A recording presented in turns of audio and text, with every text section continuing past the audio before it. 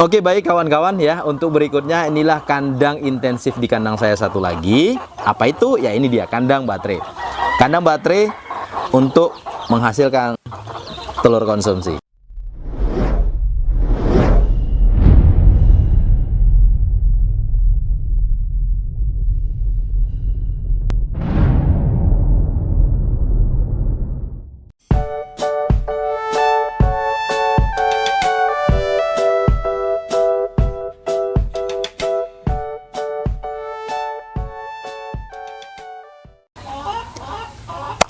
Oke, assalamualaikum warahmatullahi wabarakatuh. Kembali lagi dengan channel Alamat Tani, channel yang membahas tentang lika-liku dunia peternakan dan pertanian di Indonesia. Oke, baik, kali ini kita akan membahas tentang tipe kandang ayam kampung ya. Kita garis bawahi tipe kandang ayam kampung. Kenapa topik ini saya angkat kembali? Ya ini saya rasa penting karena di peternak-peternak awal ya, khususnya ingin memulai usaha bisnis di bidang usaha ternak ayam kampung, ini banyak melakukan kesalahan, dan ini pondasi awal dasar ya. Ini pondasi awal dasar untuk memulai usaha ternak ayam kampung. Oke, baik. Di dalam pembahasan ini akan saya bagi 3 garis besar kandang tipe ayam kampung. Yang pertama yaitu tipe kandang umbaran ya. Tipe kandang umbaran ini berarti dia dilakukan yaitu ayam ini dipelihara, dikandangkan pada saat malam hari, dan di pagi hari sampai dengan sore hari dia kembalikan lagi ke kandangnya, diumbar di alam liar. Tapi bukan dibebas luaskan di ayam liar maksudnya ya, tapi di malam hari dia kembalikan di kandangnya, dimana kandang ini biasanya digunakan oleh penduduk-penduduk tradisional kita di daerah perkampungan.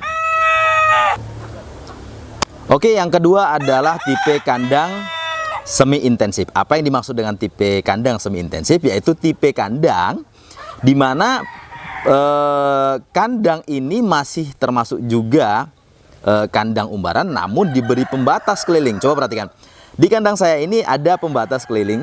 Ya, ini tembok ya, ini tembok batako. Seluas kandang saya ini ada 3 rantai kurang lebih. Ini dipagari oleh tembok batako.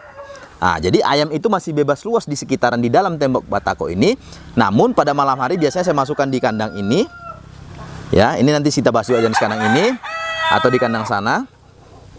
Ya, atau di kandang sana juga saya bikin. Ini nanti kita bahas lagi juga. Dan ini, nah ini juga masih termasuk tipe kandang semi intensif. Artinya dilakukan umbar di alam untuk dia menikmati cahaya matahari maupun bebas bergerak di alam liar pada siang hari. Namun di malam hari masih kita masukkan ke dalam kandangnya.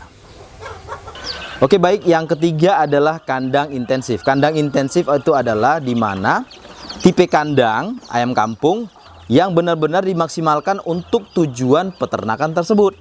Artinya benar-benar secara maksimal. Yang pertama, ada beberapa jenis tipe kandang intensif. Salah satu contohnya adalah kandang brooding. Kandang brooding ini kandang di mana ayam menetas dari mesin tetas, kita besarkan di kandang brooding sampai usia 21 sampai 1 bulan. Oke. Oke, yang berikutnya ini ada kandang pembesaran saya. Ini salah satu bentuk juga kandang intensif ya. Ini intensif, ini kandang pembesaran, di mana kandang ini benar-benar maksimal kalau untuk membesarkan ayam. Namun kita juga jangan apa ya, kita harus perhitungkan juga plus minusnya. Tetap ada, setiap kandang itu ada plus minusnya. Ya, ini mengenai ketinggiannya, mengenai maksimalisasi hasil dari pembesarannya, itu harus benar-benar kita pertimbangkan. Oke, baik kawan-kawan ya, untuk berikutnya inilah kandang intensif di kandang saya satu lagi. Apa itu? Ya ini dia, kandang baterai. Kandang baterai untuk menghasilkan telur konsumsi. Ya, sebelumnya saya gunakan kandang ini untuk penghasilan, menghasilkan indukan DOC ya, dengan sistem kawin IB, inseminasi buatan. Namun saat ini saya gunakan kandang ini untuk menghasilkan telur ayam konsumsi. Oke, baik kawan-kawan, ini juga ada salah satu jenis kandang intensif saya, bisa dikatakan juga semi intensif milik saya di kandang saya. Ini akal-akalan saya, teknisnya pembangunannya kemarin memanfaatkan situasi areal kandang saya ini supaya dapat semaksimal mungkin. Itu ada beberapa kandang juga nanti di atas ya. Nanti kita bahas lagi mungkin di video-video berikutnya. Oke, baik, kali ini saya akan membahas sedikit kupas singkat tentang kelebihan dan kelemahan ketiga tipe kandang tersebut. Oke, baik kawan-kawan, kelemahan dari tiga tipe kandang ini. Yang pertama itu tipe kandang umbaran. Biasanya ayam akan lebih mudah terserang penyakit. Ya, ini ayam biasanya kan lebih gampang terserang penyakit. Kenapa? Karena biasanya ini kan kandang ini digunakan oleh penduduk-penduduk kita nih ya. Nah, jadi mobilisasi daripada ayam ini antar kandang, yang satu membawa penyakit ke kandang ayam lain lebih rentan ya. Belum lagi manusia yang hilir mudik ya dari tetangga apa. Jadi memang biasanya tipe kandang ini jika dipakai oleh penduduk-penduduk kita, ayam itu biasanya gampang terserang penyakit. Contohnya di kampung kayak ini, biasanya beberapa bulan yang lalu ini habis ludes ya. Habis ludes ayam satu kampung, entok, angsa semua terkena flu burung. Ya, lebih mudah terkena penyakit. Yang kedua, ini pertumbuhannya lebih lambat. Ya, pertumbuhan dengan kandang seperti ini biasanya lebih lambat karena makannya itu dia sembarangan ya.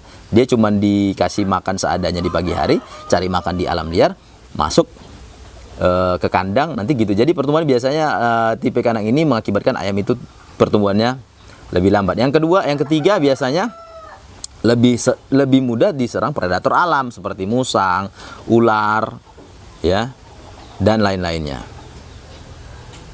Ya, yang berikutnya itu kelemahan dari tipe kandang umbaran ini biasanya ya, kalau kita pakai tipe ayam yang produksi telurnya lebih banyak ya, tipe produksi telurnya lebih banyak, kini nutrisi dari ayamnya kita khawatir tidak terpenuhi. Jadi mengakibatkan tidak maksimal dari kualitas telurnya, nanti dari kualitas DOC-nya, anak ayamnya, demikian. Kita khawatir pakan yang dia asup itu tidak sesuai dengan kebutuhan badannya.